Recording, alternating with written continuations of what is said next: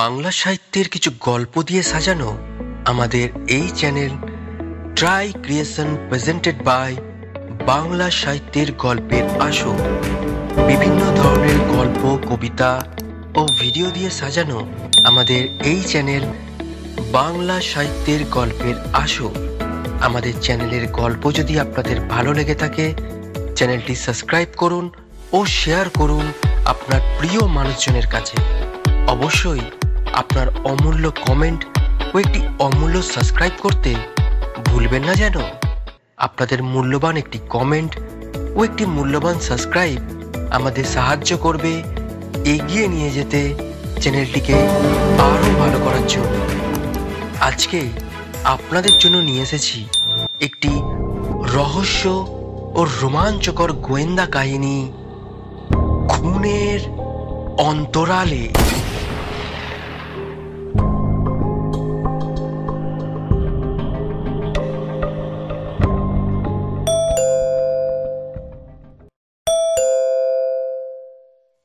টিংটং করে কলিং বেলটা বেজে উঠল। একটু বাদেই লালবাজারের পুলিশ ইন্সপেক্টর বিজয় দত্তকে নিয়ে ঘরে ঢোকে চাকর ভজা।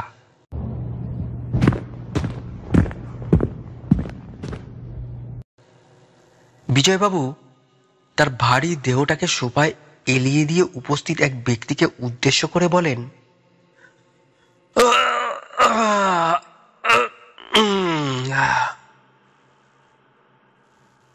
এখনই একবার তোমায় বেরোতে হবে। আজ একটা মার্ডার হয়েছে।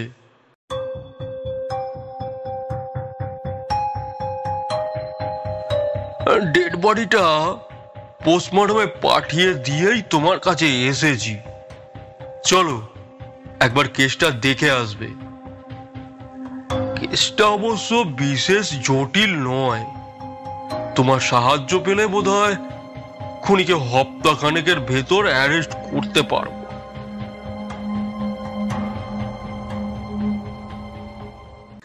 প্রাইভেট ডিটেকটিভ সুবীর বোস সব প্রশ্ন দৃষ্টিতে তাকিয়ে জিজ্ঞাসা করে, কে খুন হলো? বিজয়বাবু চুটে অগ্নিসংযোগ করতে করতে বললেন,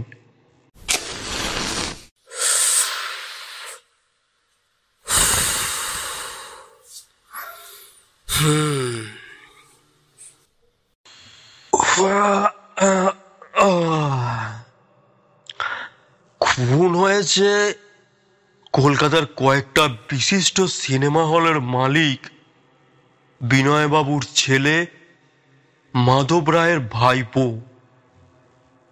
সুবীর জিজ্ঞাসা করে, বিনয়বাবু বছর কয়েক হলো মারা গেছেন না? হ্যাঁ, মারা গেছেন তো প্রায় বছর দুয়েক হলো।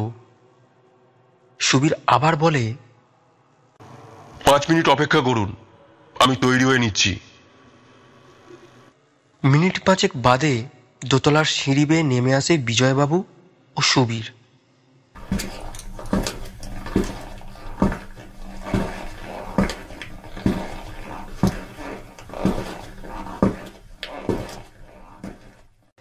গেটের সামনেই একটা নতুন মডেলের স্টুডিবেকার দাঁড়িয়ে ছিল।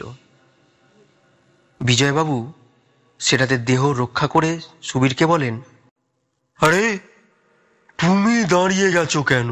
চলে এসো। সুবীর গাড়িতে উঠে পড়ে জিজ্ঞাসা করে, এই গাড়িটা কার? বিজয়বাবু বলেন, মাধব বাবু। আর এ হলো মাধব বাবুরই ড্রাইভার মধু। তারপর মধুকে আদেশ করেন, চালাও মধু। মধু গাড়িতে স্টার্ট দেয়।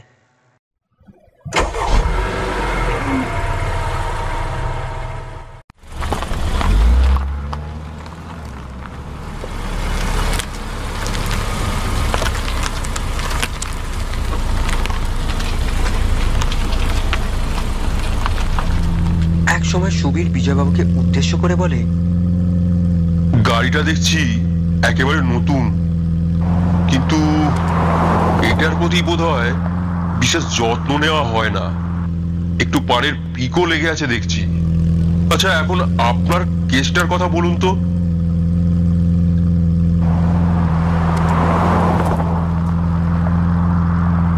বিজয়বাবু একটু নড়ে চড়ে ভালোভাবে বসে বলতে আরম্ভ করেন।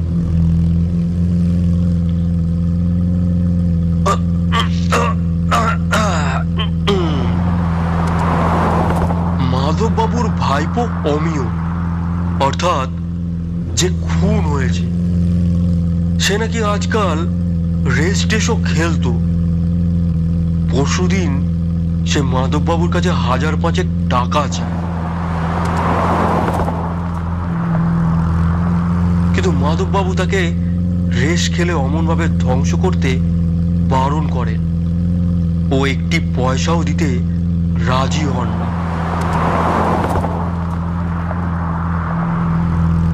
তখন অমিয় বলে, আমার 1,000-5 টাকা লাগবেই, যেমন করে হোক এ টাকা জোগাড় করবই। আজ সকালে চাকর চা নিয়ে অমিয়র ঘরে ঢুকে দেখে অমিয় নেই। সে তখন চায়ের সরঞ্জাম টেবিলের উপর রেখে দিয়ে আসে। তারপর ঘন্টাখানেক বাদে চায়ের সরঞ্জাম আনতে গিয়ে দেখে সব তেমনি পড়ে আছে, অমিয় ঘরে নেই। তখন সে মাধববাবুকে খবর দেয়।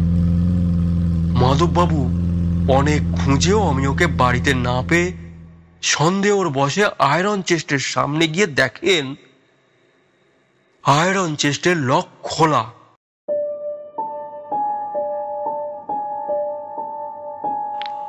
আর চেস্টের কপাট দুটো কেবল ভেজিয়ে রাখা হয়েছে। মধু, গাড়িটা একটু তাড়াতাড়ি চালাও। হ্যাঁ, কি যেন বলছিলুম। তারপর তিনি আয়রন চেস্ট খুলে ভালোভাবে পরীক্ষা করে দেখেন আর সবই ঠিক আছে। নেই কেবল 1,000-5 টাকা দামের দুটো হিরে।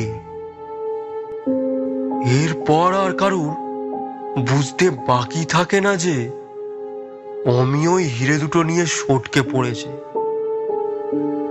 তারপর আজ সকালেই অমিয়র মৃতদেহ পাওয়া যায় মনুমেন্টের সামনে, কিন্তু তার কাছে হিরে দুটো পাওয়া যায়নি।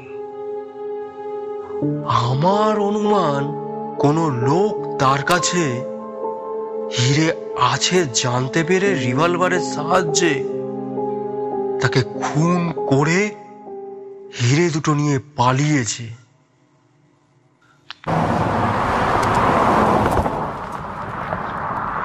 সুবীর জিজ্ঞাসা করে, আচ্ছা, অমিয় বাবুর বয়স কত? মাধববাবুর কাছে শুনেছি 20 বছর।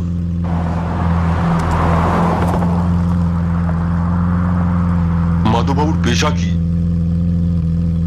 পেশা কিছুই না, তিনি কেবল বিনয়বাবুর অর্থাৎ অমিয়র বাবার সম্পত্তি দেখাশোনা করেন।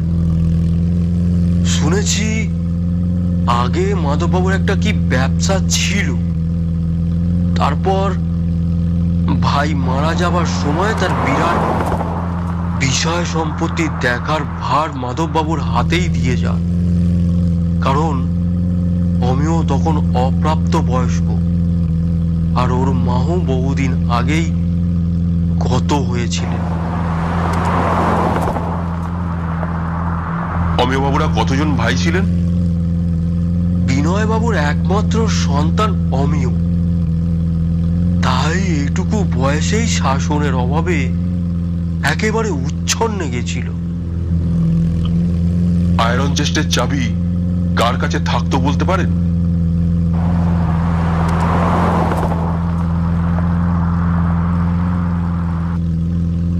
একটা তো থাকতো মাধববাবুর কাছে, আর একটা থাকতো অমিয়র কাছে। ডেড বডি সার্চ করার সময় সেই চাবিটা অমিয়র কাছে পাওয়া গেছে। আয়রন চেস্ট থেকে আর কিছু খোয়া যায়নি বলছেন?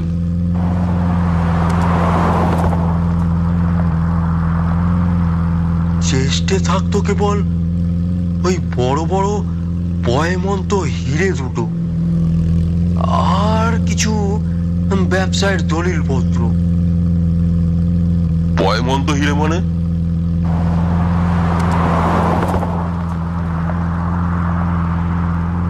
সুবীরের গলায় বিস্ময়ের ছোঁয়াচ। বিনয় বাবু নাকি মনে করতেন ওই হিরে দুটোর জোরেই তিনি ধনী ও সমাজের একজন গণ্যমান্য ব্যক্তি হতে পেরেছিলেন। তাই তিনি ওই হিরে দুটোকে বলতেন পয়মন্ত হিরে। হিরে দুটোকে সব সময় ঘরেই ছোট একটা আয়রন চেস্টে রেখে দিতেন তিনি। আরো আয়রন চেস্ট আছে নাকি বিনয় বাবুর ঘরে? হ্যাঁ, আরো একটা বড় আয়রন চেস্ট আছে, সেটা থাকে আলাদা একটা ঘরে। ওই বাড়িতে আর কে থাকে? মাধব বাবুর একটা ছেলে দিলীপ আর এক ভাগ্নে প্রমোদ। তাছাড়া ড্রাইভার মধুও থাকে, আর সব চাকর বাকরেরা থাকে বাড়ির বাইরে বাগান কম্পাউন্ডারের ভেতর তৈরি আলাদা ঘরে। দিলীপ বাবু কি করেন? ও এখন 4th ইয়ারে পড়ে। আর প্রমোদ বাবু? তা ঠিক জানি না, তবে সে কয়েকদিন হলো এখানে এসেছে। একটু বাদেই গাড়ি এসে দাঁড়ায় বিনয়বাবুর বাড়ির সামনে।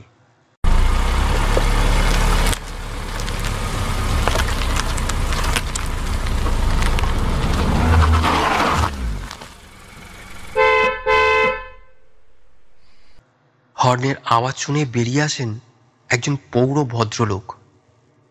পরনে তার শান্তিপুরের ধুতি ও সিল্কের গেঞ্জি, পায়ে হাওয়াই চপ্পল, হাতে একটা সুন্দর কারুকার্য করা শৌখিন ছড়ি।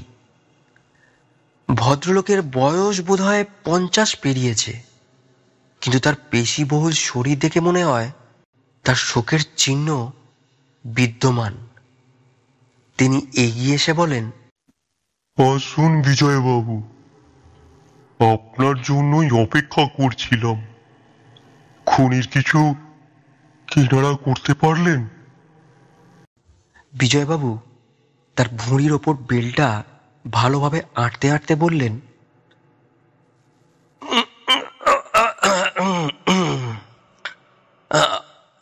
একদিনের মধ্যে কি করে কিনারা করব বলুন? তবে কেসটা বিশেষ কিছু কঠিন নয়। অমিয় হিরে নিয়ে পালিয়েছিল, কিন্তু তাকে কে বা কারা খুন করেছে হীরের লোভে, তবে একটু কঠিন হলো আসল খুনিকে বার করা। কোনো সূত্র যে ফেলে যায়নি যার সাহায্যে তাকে খুঁজে বার করা যেতে পারে। তবে আশা করি কয়েকদিনের মধ্যেই ধরা পড়বে খুনি, কারণ আমি প্রাইভেট ডিটেকটিভ শ্রী সুবীর বোসকে কেসটা হাতে নিতে অনুরোধ করছি। ইনি সুবীর বোস, আর ইনি অমিয়র কাকা মাধব রায়।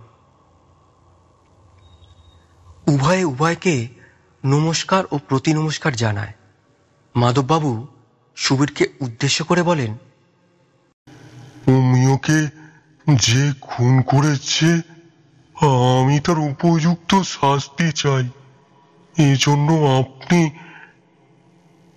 যত পারিশ্রমিক চান আমি দিতে রাজি আছি। বিনয়ের মৃত্যুর পর আমি অমিয়কে তার বাবার অভাব বুঝতে দিইনি। ও মা বাবা হারা ছেলে বলেই আমি ওকে নিজের ছেলের চেয়েও বেশি স্নেহ করতাম, কিন্তু সেই অমিয়।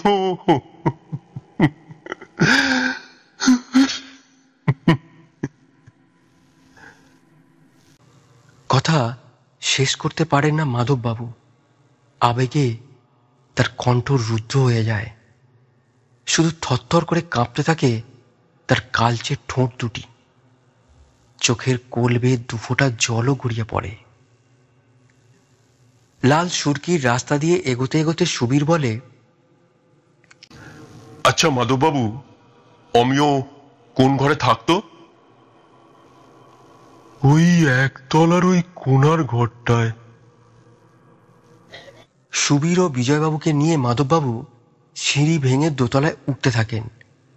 মাধববাবুকে আবার প্রশ্ন করে সুবীর, ওই সিঁড়ির পাশে যে ঘরটা, সেটাতে কে থাকেন? ও ঘরে আমার ছেলে দিলীপ থাকে। ওটা পড়ার ও শোবার ঘর। তবে ওর জন্য অবশ্য একটা আলাদা রিডিং রুমও আছে। কথা বলতে বলতে সিঁড়ি ভেঙে উপরে উঠতে গিয়ে সুবীরের পায়ে হোঁচটকে আরেকটু হলে মাধববাবু পড়ে যাচ্ছিলেন। সুবীর চট করে তাকে ধরে ফেলে। তারপর প্রশ্ন করে, আপনার লাগেনি তো? মাধববাবু পাশের রেলিংটা ধরে দাঁড়িয়ে বলেন, না না, তেমন আঘাত লাগেনি, কিন্তু আমার ছড়িটা। সুবীর সিঁড়ি বেয়ে নামতে নামতে বলে, তলায় পড়ে গেছে, আমি এক্ষুনি নিয়ে আসছি। একটু বাদেই সুবীর ছড়িটা এনে মাধববাবুর হাতে দিল। তিনজনে তারপর দোতলার ড্রয়িং রুমে গিয়ে বসে। সুবীর প্রথম কথা বলে, প্রমোদবাবু কতদিন হলো এসেছেন? তা দিন তিনেক হলো। তিনি আগে কোথায় থাকতেন? বার্মায়। তার পেশা কি? সেখানে কাঠের ব্যবসা আছে।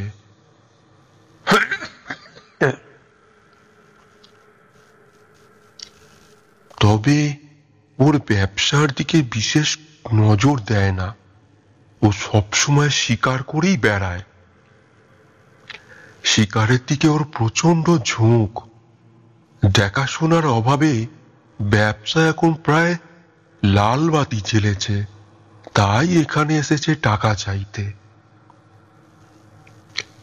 সুবীর বলে, আপাতত আপনার কাছে আর আমার জানার কিছু নেই। এখন যদি আপনি একবার প্রমোদবাবুকে ডেকে দেন তবে ভালো হয়।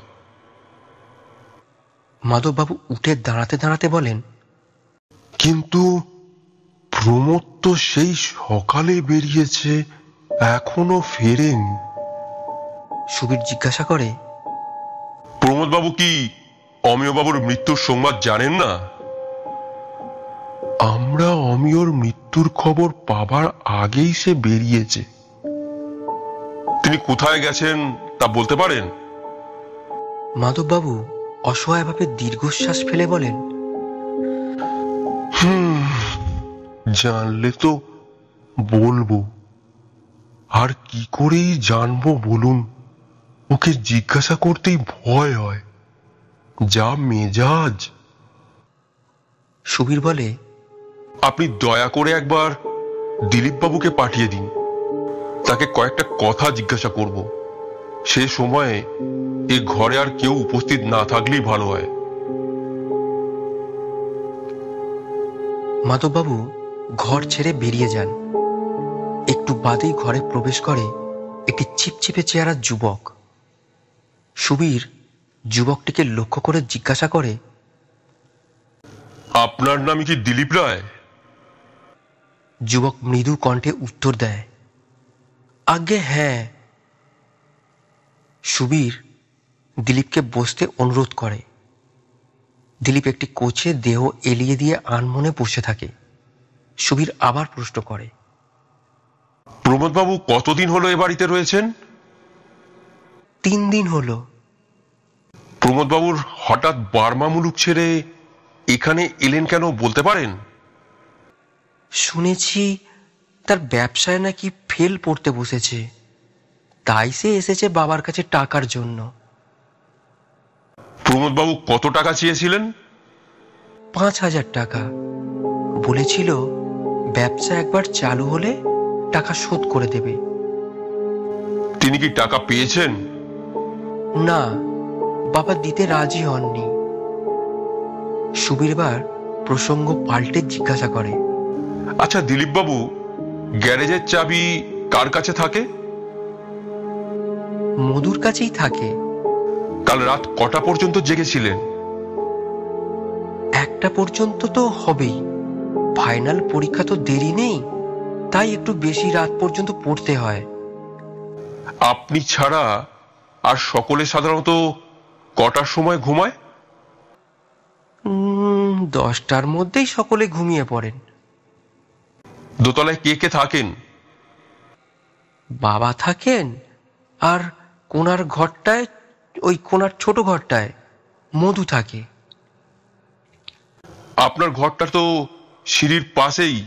কাল রাত 10টার পর সিঁড়িতে কোনো পায়ের শব্দ শুনেছিলেন? খুব ভালোভাবে ভেবে উত্তর দেবেন। দিলীপ কিছুক্ষণ চিন্তা করে বলে, হ্যাঁ হ্যাঁ হ্যাঁ, শুনেছিলাম। তখন রাত কটা হবে বলতে পারেন? তখন রাত 12টা কি 12:30 হবে। শুনলাম প্রমোদবাবু খুব ভালো শিকারী। তিনি কি সঙ্গে করে বন্দুকও নিয়ে এসেছেন? দিলীপ তার স্বভাবসিদ্ধ মৃদুকণ্ঠে উত্তর দেয়, আজ্ঞে হ্যাঁ। কাল রাত 12টার পর আপনি কাছাকাছি কোনো জায়গা থেকে কোনো মোটরের আওয়াজ শুনেছেন কি? দিলীপ কিছুক্ষণ চিন্তা করে বলে, অত রাতে সাধারণত রাস্তা দিয়ে গাড়ি ঘোড়া চলে না, তবে কাল যেন মনে হচ্ছিল মোটরের মৃদু আওয়াজ শুনেছিলাম। কোনো আর্তনাদ শুনতে পেয়েছিলেন? না। সুবীর কোচ ছেড়ে উঠে দাঁড়িয়ে বলে, আর আমার কিছু জানার নেই। কালই আমি খুনিকে গ্রেপ্তার করতে পারবো বলে আশা করছি। বিজয়বাবু প্রায় একরকম লাফিয়ে উঠে বলেন, তবে তুমি কে খুনি তা জানতে পেরে গেছো? যদি জানতে পেরেই থাকো, তবে আর দেরি করছো কেন? বলে ফেলো, আমি এই মুহূর্তেই তাকে গ্রেপ্তার করছি। সুবীর বলে, এত ব্যস্ত হবেন না বিজয়বাবু। জানেন তো সবুরে মিয়া ফলে। আর কয়েকটা ঘন্টা অপেক্ষা করুন। কাল সকাল 9টার পরেই জানতে পারবেন খুনি কে।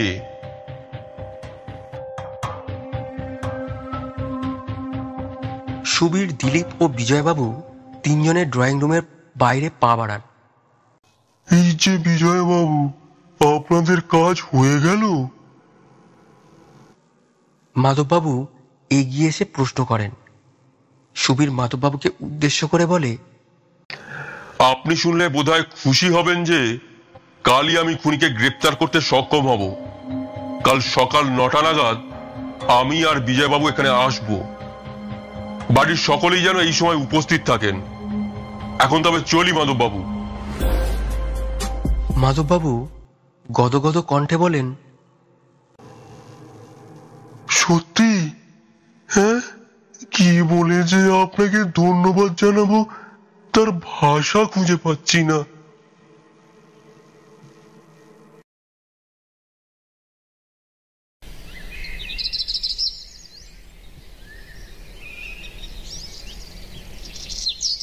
পরদিন প্রমোদের ঘরেই সকলে জমায়েত হয়েছে। দরজার দিকে পেছন ফিরে বসে আছেন বিজয়বাবু। বিজয়বাবুর পাশে দিলীপ। দিলীপের পরনে ধুতি পাঞ্জাবি, উদাস নয়নে চেয়ে আছে সে। জানলার কাছে মিলিটারি কায়দায় দাঁড়িয়ে আছে প্রমোদ, যেন বিশ্বের কোনো কিছুকেই গ্রাহ্য করে না, এমনই একটা ডোন্ট কেয়ার ভাব তার। তার পাশে দাঁড়িয়ে আছে ড্রাইভার মধু। একটু তফাতে একটা কোচে বসে আছেন মাধববাবু, পরনে তার ফুল প্যান্ট ও শার্ট। কোচের ওপর দেহটাকে এলিয়ে দিয়ে আধশোয়াভাবে বসে আছেন তিনি। বাঁ হাতে তার ছড়িটা আর ডান হাতটা প্যান্টের পকেটে।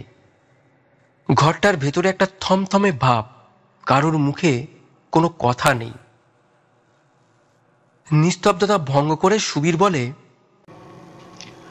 আপনারা হয়তো শুনলে বিস্মিত হবেন যে অমিয়বাবুর খুনি আজ এই মুহূর্তে এই ঘরেই উপস্থিত। এই খুনের একমাত্র কারণ তীব্র অর্থ পিপাসা।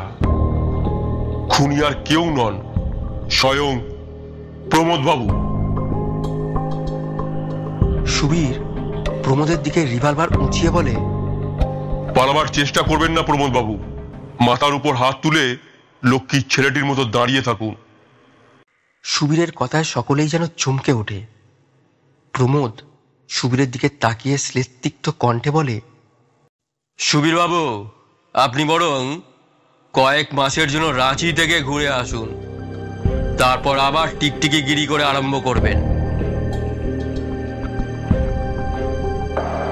সুবীর কঠোর কণ্ঠে বলে, আপনি সবার চোখে ফাঁকি দিতে পারলেও আমার চোখে ফাঁকি দিতে পারেননি।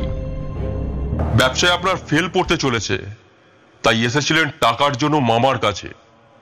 কিন্তু যখন দেখলেন যে টাকা পাওয়া যাবে না, তখন আপনি অমিয়বাবুকে খুন করে চোরের উপর বাটপাড়ি করলেন।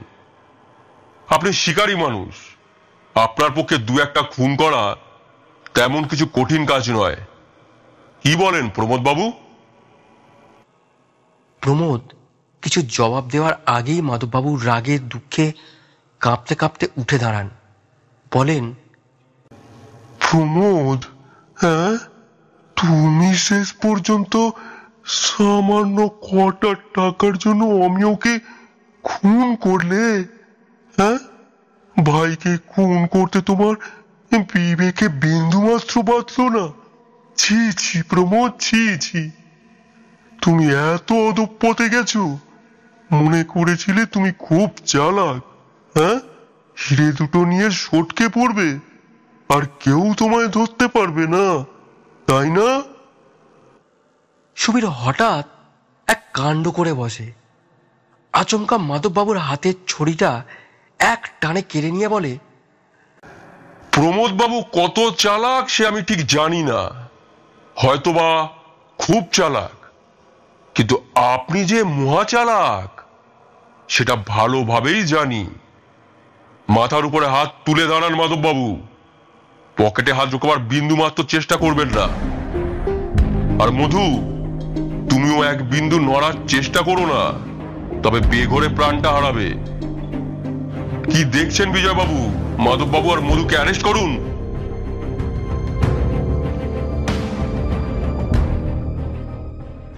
সুবীরের কাণ্ড দেখে বিজয়বাবু একেবারে বার দুই ঢোক গিলে বলেন,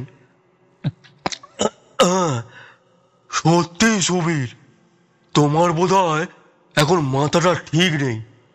এই মাত্র বললে প্রমোদ বাবু খুনি, এখন আবার বলছো মাধববাবু খুনি। সুবীর হেসে বলে,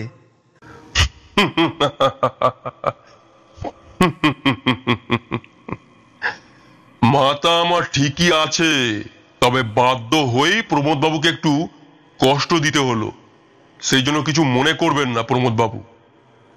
আপনার সঙ্গে ওই রকম ব্যবহার না করে সোজাসুজি মাধববাবুকে খুনি বলে অ্যারেস্ট করতে গেলে তার হাতে আমাদের দু একজনের প্রাণও হারাতে হতো। মাধববাবু আগে থেকেই প্রস্তুত হয়েই এসেছিলেন। তিনি যে পকেটে হাত ঢুকিয়ে বসেছিলেন, এটা আশা করি অনেকেই লক্ষ্য করেছেন। তার ওই পকেটে আছে রিভলভার, তাই পকেট থেকে তার হাত ছড়াবার জন্য আমায় একটু অভিনয়ের আশ্রয় নিতে হয়েছিল। একটু থেমে সুবীর আবার বলে, অমিয়বাবুকে খুন করেছেন মাধববাবু, আর মাধববাবুকে এ ব্যাপারে সাহায্য করেছিলেন মধু। না না মাধববাবু, মিথ্যে পকেটে হাত ঢোকাবার চেষ্টা করবেন না। কথা বললেও আপনার ও মধুর দিকে আমার ঠিকই দৃষ্টি আছে। বিজয়বাবু, আর দেরি না করে চটপট আসামিদের অ্যারেস্ট করুন। বিজয়বাবু মধু ও মাধববাবুর হাতে হাত করা লাগিয়ে দেন। সুবীর বলে, এবার মাধববাবুর ডান পকেট হতে হাতরে দেখুন তো রিভলভার আছে কিনা। বিজয়বাবু মাধববাবুর পকেট থেকে বার করলেন একটা কালো চকচকে সাইলেন্সার লাগানো রিভলভার। সুবীর আবার বলে চলে, কাল যখন আমি বলি যে আমি কালই খুনিকে ধরব, তখন খুনির পক্ষে ভয় পাওয়াই স্বাভাবিক। আর সেই স্বাভাবিক কারণেই আত্মরক্ষার জন্য মাধববাবু রিভলভার নিয়ে প্রস্তুত হয়েই এসেছিলেন। রিভলভার থেকে হাত সরাবার জন্যই বাধ্য হয়ে প্রমোদবাবুকে একটু কষ্ট দিয়েছিলাম। মাধববাবু যখন সাহস পেয়ে পকেট থেকে হাত বার করে প্রমোদবাবুকে ভৎসনা করতে থাকে, সেই সুযোগে আমি মাধববাবুকে খুনি বলে সর্বসমক্ষে প্রকাশ করি। বিজয়বাবু প্রশ্ন করেন, তা না হলো, কিন্তু মাধববাবুই যে খুনি তা তুমি কি করে বুঝলে? মাধববাবুর গাড়িতে কাল সিটের ওপর কালচে লাল রঙের সামান্য একটা দাগ আমার চোখে পড়ে। দেখে আমার কেমন যেন একটা খটকা লাগে। এটা কিসের দাগ? তবে কি এটা রক্তের দাগ? ভালো করে মুছে ফেলা হয়নি বলে ফিকে হয়ে লেগে রয়েছে? তবে কি এই গাড়িতেই অমিয়বাবুকে খুন করা হয়েছিল, বা অমিয়বাবুর মৃতদেহ এতে বয়ে নিয়ে যাওয়া হয়েছিল? আমি দিলীপবাবুর কাছে জানতে পারি তিনি পরশু রাত্রে কোনো আর্তনাদ শোনেননি, কিন্তু মৃদু মোটরের আওয়াজ শুনতে পেয়েছিলেন।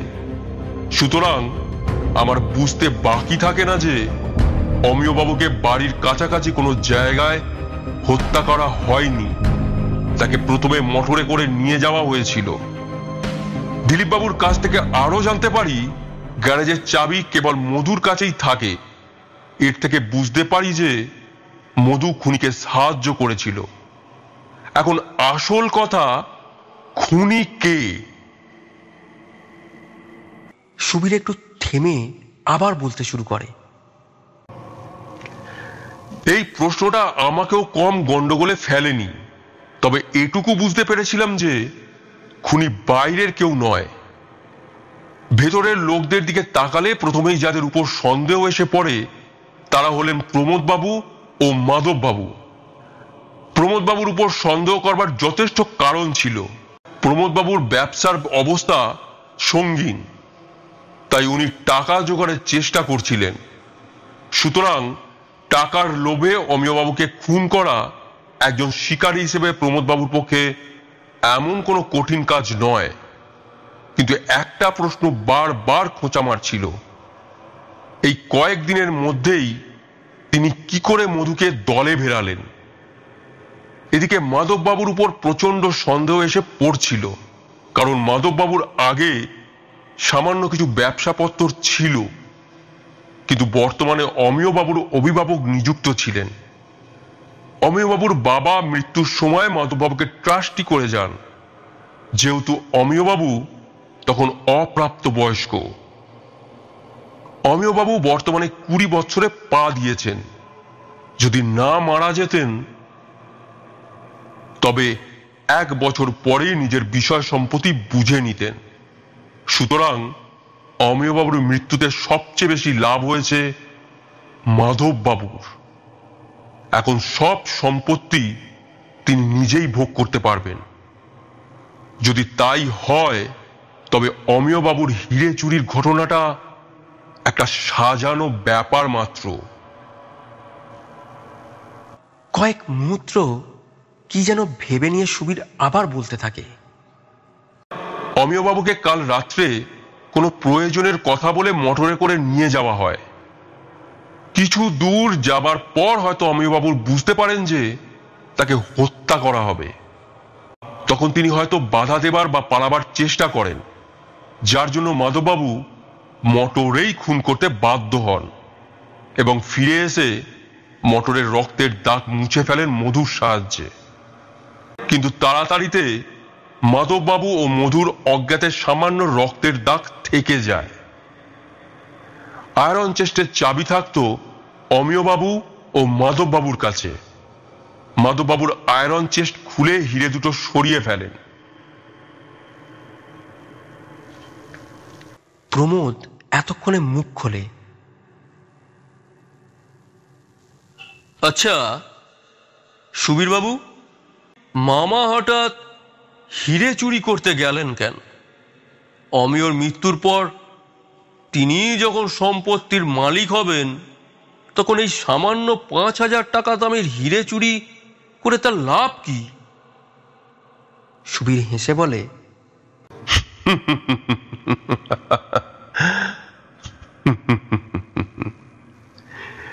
হিরে চুরির ব্যাপারটা ছিল মাধববাবুর সবচেয়ে বড় চালাকি। হিরে দুটো সরিয়ে মাধববাবু অমিয়বাবুকে হিরে চোর বলে প্রতীয়মান করতে চাইছিলেন। অমিয়বাবু পরশুদিন বলেছিলেন যেমন করেই হোক 1,500 টাকা জোগাড় করবেন। মাধববাবু এই সুযোগ গ্রহণ করলেন। তিনি অমিয়কে খুন করে আয়রন চেস্ট থেকে হিরে দুটো সরিয়ে ফেললেন। সকলেই মনে করলো অমিয় বাবুই হিরে চুরি করে পালিয়েছেন, আর সেই সময় কোনো লোক হীরের লোভেই তাকে খুন করেছে।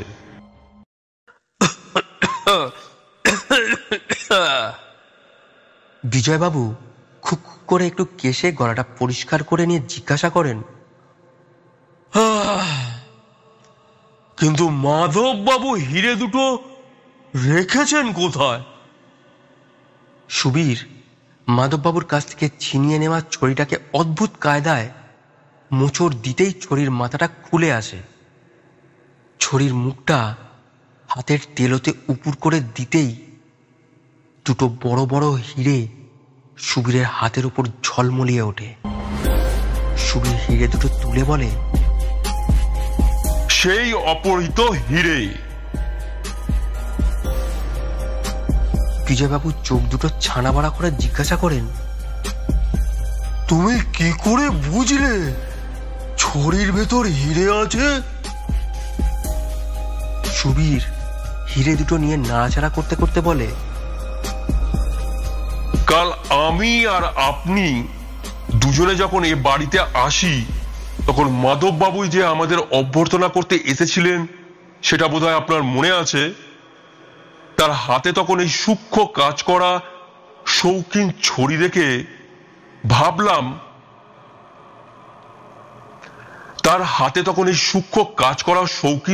দেখে ভাবলাম মাধববাবুর ঘরেই এই শৌখিন ছড়ি ব্যবহার করেন কেন?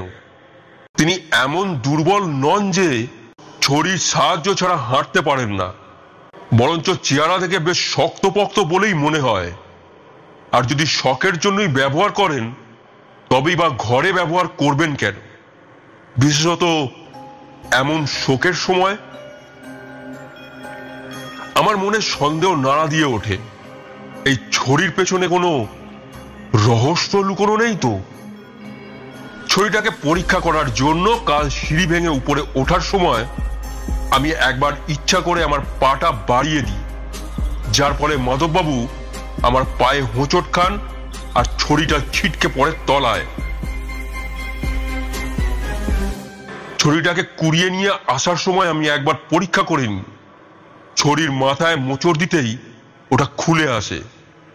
তারপর আবার ছড়িটা বন্ধ করে মাধববাবুর হাতে ফিরিয়ে দিই। ছড়ির ভেতর ফাঁপা দেখে এমন ঘটনা পরম্পরায় বিচার করে আমার বুঝতে আর বাকি থাকে না যে এর ভেতরেই হিরে দুটো আছে। সুবীর একটু থেমে বলে, আমার তো কাজ শেষ, এখন আমি চলি বিজয়বাবু। আপনি আসামিদের থানায় নিয়ে যাবার ব্যবস্থা করুন। ধীর পদক্ষেপে দরজার দিকে এগিয়ে যায় সুবীর।